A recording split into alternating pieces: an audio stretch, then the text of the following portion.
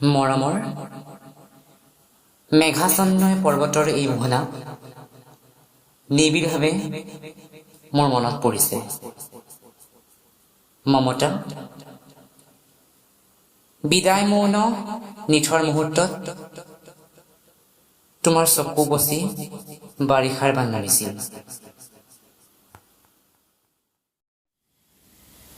তাৰ উত্তৰত মই মাথো নিৰুত্তৰ হৈ ৰলো।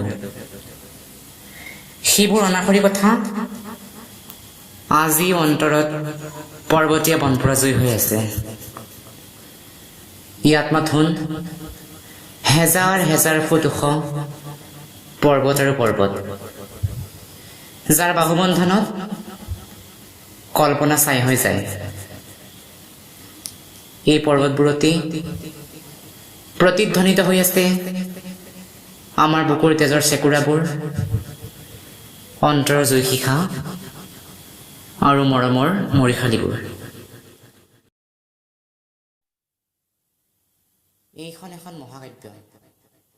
পৰ্বতৰ মৌন ভাষাই লেখি যোৱা তেজৰ বুৰঞ্জী। দূৰণিত ৰৈ ৰৈ এয়া শুনিছো কি? শত্ৰুৰ কামানৰ গৰ্জন। দেখিছো কি? ধোঁৱা আৰু ধোঁৱা।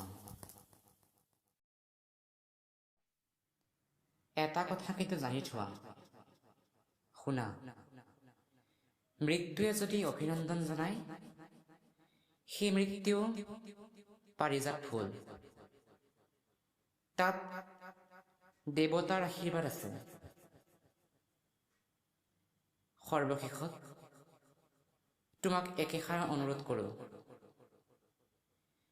এই যে আমাৰ ল'ৰা দুটা, সিহঁতক কেতিয়াও পিতৃৰ অভাৱ অনুভৱ কৰিবলৈ নিদিবা।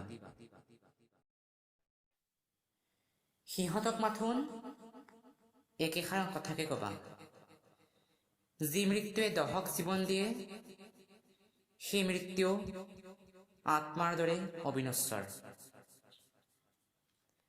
আজিলৈ সামৰো দেই। দীঘলীয়াকৈ চিঠি লিখিবলৈ আজৰি নাই, মৰম জানিবা। ইতি তোমাৰ আকৌ এয়া আদেশ আহিছে, যাব লাগে। শত্ৰু সৈন্যই চেলাগিৰি পথ অতিক্ৰম কৰিছে।